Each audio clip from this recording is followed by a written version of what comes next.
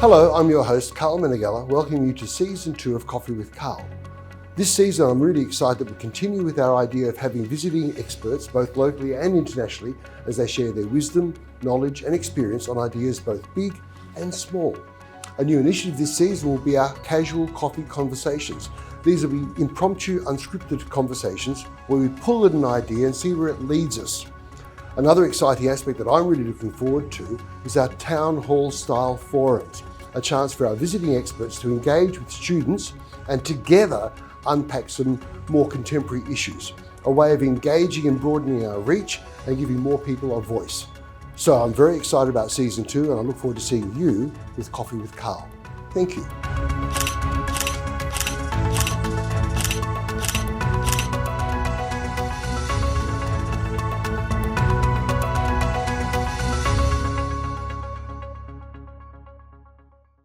Hello everyone and welcome to Coffee with Karl. I'm your host Karl Meneghella and today we're going to dig into something where we all sometimes struggle, something we all experience, and that is communication.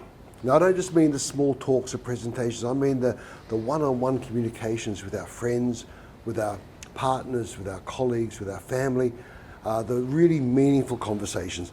And to help us unpack this idea is consultant, coach and creator Tony Meneghella. Tony, again. Hello, Karl. How are you? I'm very, very well. And for those of you who obviously picked up or may not have picked up on that straight away, Tony's also my brother, same surname. But yeah, good to see you. And we talk a lot. Look, thanks for making time for this. For me, it's really important. I think this is a really big issue. This started for me in coaching sessions I was doing with different people, couples, singles, and it's grown into something bigger. This idea of talk with me really is a lens, I hope, we can look at how we're communicating with each other, particularly when it's the big issues we're talking about. And that's where you have the big arguments, the big fights, and the big consequences sometimes. You often do. Okay, so where did this model come from? Yeah, look, again, so this came from my coaching work, and it really started with couples that were in pain. They were having a lot of problems, and it wasn't because they didn't care.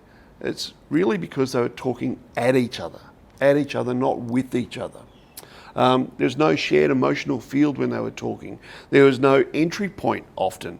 They were just playing this game of, I must prove my point.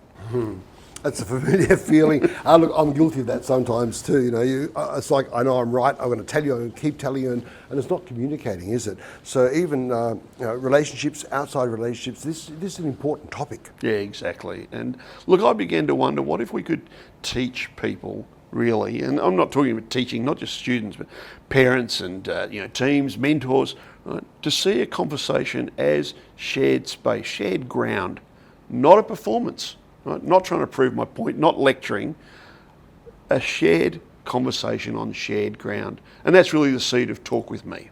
I like that, and I like the idea of this sense of sharing. Could you walk us through the model? And you told me earlier it was built on 3 different ideas. Yeah, I think about them as 3 pillars, thank you, yeah, or practices, I guess you could talk about. And this is really, really important. The first is understanding, and this is obviously about context, right? Why is the conversation even happening? Are both people clear on why we're having this conversation right now and what it is we're trying to achieve? Are you emotionally ready for the conversation? And is it necessary, or are you just going to be reactive? So I'm getting straight away this sense of you might be ready, but maybe the partner's not ready. Yeah, I think we need to think about that a lot more. I want to talk to you, and it usually is couched in those words. I want to talk to you right now. I want to talk to you. Not I want to have a conversation with you. Mm-hmm. And if you do that, this absolute understanding of where each other is at is absolutely imperative. Are we ready for the conversation? The second pillar. Second pillar is about that engagement, right? It's not about presence, right? In the sense of we're both here, let's talk about it now. It's about, are we listening? Are we being present? Right? Active listening, really key. The old adage, 2 ears, 1 mouth, use them in that proportion, right? Listen to what the other person is saying. And that might also be about, making space for emotion, not just trying to drive towards fixing a problem. So we've got 2 pillars so far, and you said there were 3. What's the third one? Look, the third one is about something I call fullness, and this is the one that really matters. This is about, when trust is fragile, It's about unpacking the message. It's giving the other person that you're talking with some insights into how you got where you are. Not just I'm feeling this or I want to do that. It's like about I got to this because. So unpacking instead of delivering an outcome that you might have been stewing over for a long time, letting them into those thought processes. So this sounds to me like it has quite a universal fit. I mean, it's not just about couples therapy, and that's where it may have started with you coaching couples, but it sounds like it could be a conversation assistant or a helper. It could be with my boss, for example. It could be with people who report to me. It could be with colleagues or friends or even family. And I'm straight away getting that sense from you about the active listening. And that's something I'm guilty of. Sometimes I don't listen enough or I don't listen actively. I want to say something and maybe the person's not ready to hear that. Yeah, and particularly that point, the wanting to say something, that can get in the way a couple of times in any conversation. First in your opening, I want to talk to you right now about this thing. The other is when the other person is responding or when they're talking to us, we're not listening to what they've got to say. We're thinking about what I want to say next, right? So hence that thing about fullness, about unpacking. How did you get to that point? Letting the other person into your thoughts, but as a listener, taking the time to really understand and see where the other person's come to. Okay, so let's talk about scope for a second. You've given an example of a couple. Just before we go into that, I think the other thing is there's these other two aspects that are really important to any conversation, and one is about timeliness and the other is about acceptance. Okay, can you break that down for us? Sure. Timeliness, really basic, we've touched on it a couple of times already, is that conversation ready now? Mm-hmm. Do I have to have this conversation now? Or is now ready for that conversation? That could be a thing, right? Particularly, we're all really busy, we're occupied in our lives, doing all sorts of things. It could be about really setting time, setting the framework that we're going to have that conversation. Let's do it on Sunday morning. We'll have a cup of coffee and talk about some things that are really important and make space. No phones, no TV, no reading the newspaper. Let's have that conversation. So that's timeliness. Mm-hmm. Right? The other is acceptance, and it's recognising that not every issue needs to be solved today. Accept that, right? Accept the fact that we may start a conversation and want to say, look, let's leave it there. We probably shouldn't take it further now, right? That again, though, talks about that trust and picking up the nuances. Is the person ready for this? Are we ready for this? And maybe saying it's going to be incremental. It might be, let's talk about this first and see where we can come to an understanding. Sure. And particularly if you go out of the sphere of couples, where there's things about their domestic situation, etc., in a work situation, a school situation, having a conversation with your teacher, having a conversation with your boss, it could be that you get to a point in trying to have a discussion and you need more information. Yes. Or one of the parties says, I kind of need to go away and think about that and digest it further. Instead of just pressing the point, give them the space. So, I do hear what you're saying, and it might be better if we can just, take a step back, you go away and think about it, come back to me when you're ready to hear what I've got to say, and I'm ready to hear what you've got to say. I sometimes hope that these sessions help people out there, but actually this is helping me because I'm guilty of this, where I think to myself the next day, I wish I hadn't have said that. Oh, yeah. Or I wish I had have stopped before I said that, and you end up regretting. So I suppose one of the questions I'm asking is, we said about scope, right? I can hear this in couples. Could we have some other examples? Well, couples, I guess, can extend to family. And so certainly I've seen it help. I can think about a daughter in a family that I was coaching the parents, and I had a session with the daughter, and this really gave her a way to have some really meaningfuls with her father. Meaningful discussions, with her father about his expectations of her. He had very high expectations of what she was going to do in university and the job she was going to have and the life she was going to have and everything else. And she couldn't really find a way to talk with her dad about how to manage his expectations with hers until they started thinking about, Dad, I need you to stop talking at me and talk with me about my life. Yep. Right. So really important. And business, one of the business leaders that I was dealing with, really used this as a way to help build trust with a colleague that had been fractured just through miscommunication. They weren't on the same page for a couple of fairly serious discussions, and both went away with the wrong impression of what was actually going on. Right. Okay. I get that. Again, let's go back to our audience who are predominantly university students. What about using the talk with me in that context? Yeah, look, especially for students and university students, university's tough. A lot of people think university's fun and games, and we're having lunch with our friends every day, and it's all light and what have you. Most students, they're under lots of pressure from parents about expectations of your study, pressure from your teachers, pressure from your peers, whether that may be spoken or unspoken. How am I faring against them? If you're in a residential situation, conflicts with roommates or other people in your dormitory, right? So if I could interrupt for a second, you're talking about some conflicts, and that to me seems to be about understanding or meaning. Yeah. All right. And so, what's the danger if we assume a meaning in a message? Could we explore that a little bit? Yeah. So I think that happens particularly when the relationship is close, right? So imagine this: you've been thinking about different things you want to do with your wife. Okay. And she comes home. She's been at work. It's Friday night, and you say, "Tomorrow night we're going to that Italian restaurant for dinner." Right. Okay. And she says, "I don't think so." Right? And it backfires, and she's angry. You're hurt, and you don't really understand why. You thought you were doing a nice thing. So for me, for example, I thought I was doing something nice. She's come home from a day at work, and I said, let's go to that Italian restaurant. What have I missed? What have I done which could be better? You were talking at her. Yes, yep. You hadn't engaged her in your thought processes. Yep. You hadn't given her a chance to be present. So she hasn't even unpacked, that's what you're saying. She's still come home in work mode. Well, not only that, but you haven't unpacked your conversation. Right. Whereas... Wasn't that unpacking, or do you mean... No. I'm not talking about her unpacking her workday. I'm talking about letting her into the thought processes behind this thing that you wanted to tell her and get her decision on straight away. Right. So there's a different way. So maybe I was thinking other things. No. You weren't giving her a chance to actually plug in to how you got there. Right. So imagine if you had have said to her instead, I've been thinking, we haven't done something together for a while. I really wanted to do something special with you this weekend.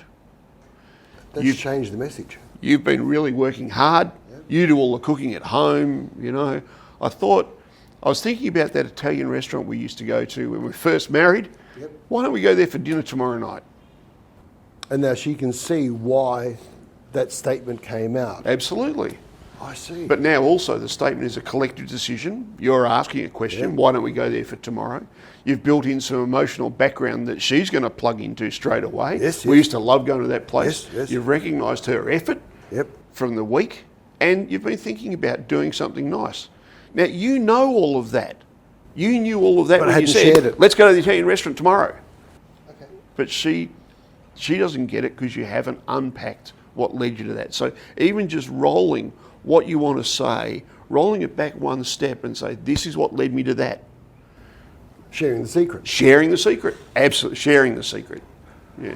I like that because as a teacher, I know that children, young children, not university this time, but young children, some children have more trouble with wanting to know what's coming for the day, right? I think all of us actually, that part of us is, we want to know what the day is going to look like.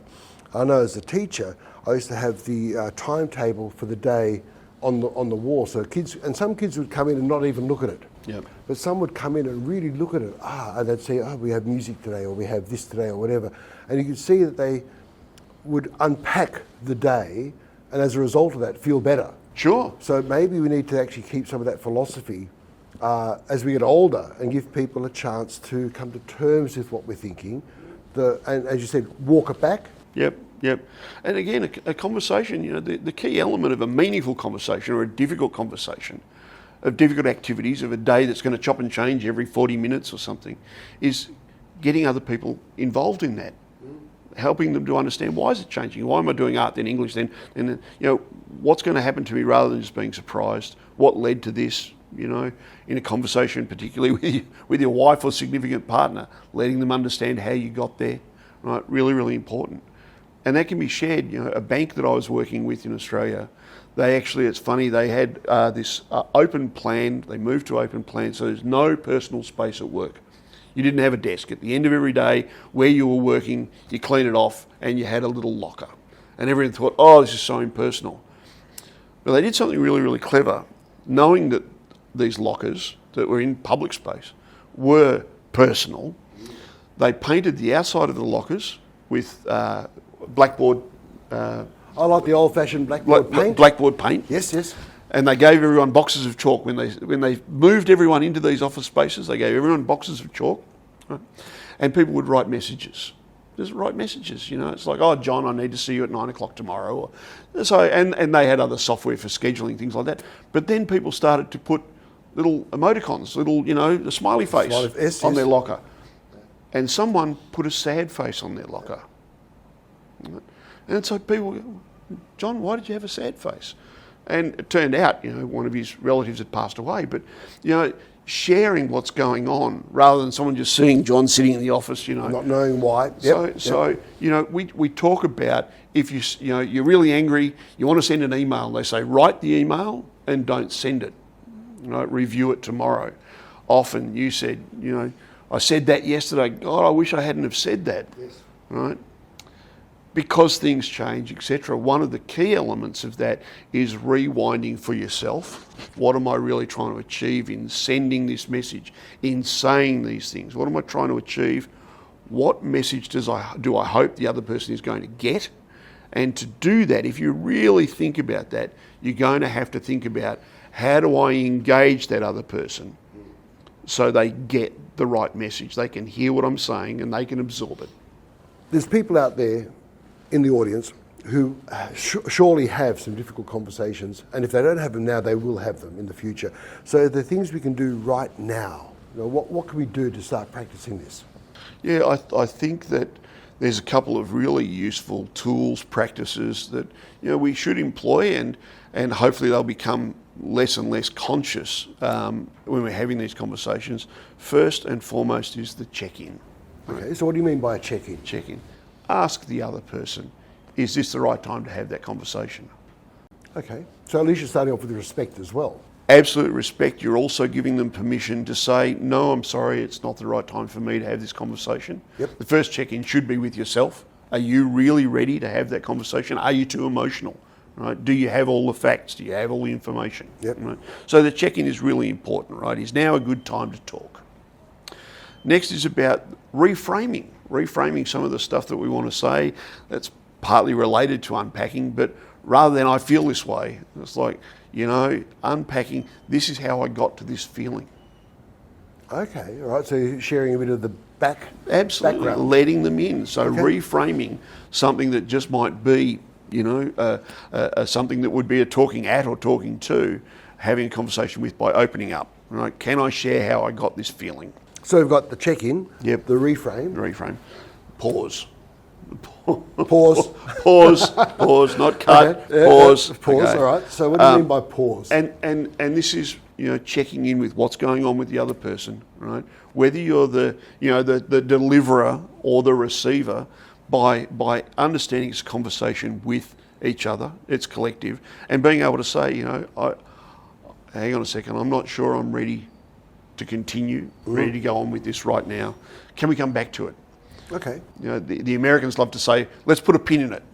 And again, if you have permission from the other person, that's great. Yes, yes. We want to deal with that, but not now. Okay.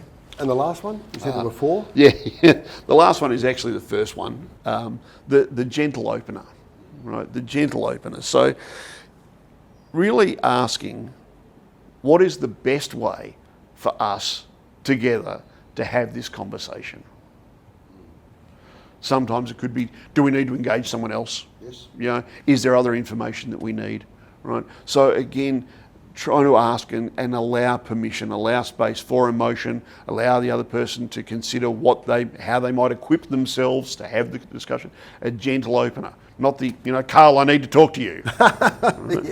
Not a gentle What have I done wrong? Not a gentle opener at all. So I get this. It sounds great for couples. It sounds, for two people. Is it scalable? Could you use this in teams or groups? Yeah, the same principles apply, right? You have to probably take a little more effort when it's teams, but that's about needing some more structure. So organisations, one that I was doing some consulting work with, they had talk with me sessions effectively. So they opened up the floor. They were talking about these planned emotional catch-ups with the team, not about the tasks, about how they were feeling with the work they were doing, with the team themselves, right? What's going on? And so then they could make decisions about whether to do some team building activities or some other things. So that's almost a talk with us. Yes. Rather than talk with me. Yeah, definitely. So it's collectively we need to have a discussion, an open discussion, allowing permission. And it's not necessarily about the thing that you're doing in a team sense. It could be about how we are doing that. Yes. So not the what we're doing. Yeah. How we're surviving each day. Yeah, how we're engaged, etc. Okay. So at the heart of this, talk with me. What's the key takeaway for our audience out there? A key takeaway. I think that the key takeaway is you want conversations to be shared space. Right? It's not a performance. It's not about I have to prove my point. Yes. Right? It's about allowing yourself a little more time to unpack the things that you want to say and allowing the other person to get engaged in that and find resonance with how they're feeling, their emotions, their history, etc. So for me, the key takeaway is the difference between a to or an at with a with. Talk with me is inviting a conversation that's together. Which has actually answered the last question then of what can they start doing. So obviously, talk with people, talk with me, have a conversation. I think it's wonderful. I really do. And again, it's so simple. It's almost so simple that we don't pay attention to it. So for those people listening, where can they begin? Start with one conversation. Right? It could be with a sibling, it could be with a co-worker, it could be with your teacher, a mentor. Right? And again, don't look at fixing. Just ask, can we talk with each other about this issue that's important to me? Show your investment in wanting to have the conversation, in engaging them in the conversation. Ask if they're ready, check in, and talk with them. So perhaps, I know that was a great way to finish it, but perhaps an example. I'm a student, I got my marks back for an assignment, I see my professor walking across the class, I go up to the professor, start asking, and I haven't done any, is this a good time to talk? Yeah. Is this a suitable time for you? I haven't given any context. So again, we're saying, talk with me. Absolutely. So changing the, Professor, I want to talk to you about my marks, talk to you, saying, Professor, what would be a good time to speak with you about my grades? And then you actually give the professor, he or she, a chance to say, look, come back and see me at 3:30. Permission, it's engagement, it's understanding the priorities that they might have aren't your priorities, much more open, much more emotionally safe. Yes. If they say, no, I can't do it now, you're not going to be so angry. You're asking their permission, be prepared for them to say no. Yeah, safer space. I like it. Again, thank you so much. Great conversation. A pleasure, thank you. I enjoy the talking with us. For those of you out there, thank you, and we hope that this helps you in your conversations. Thank you. Thank you so much for joining me with Coffee with Karl. I hope you had a chance to gain some new knowledge and insights, and perhaps together we can wake up our thinking. Thank you.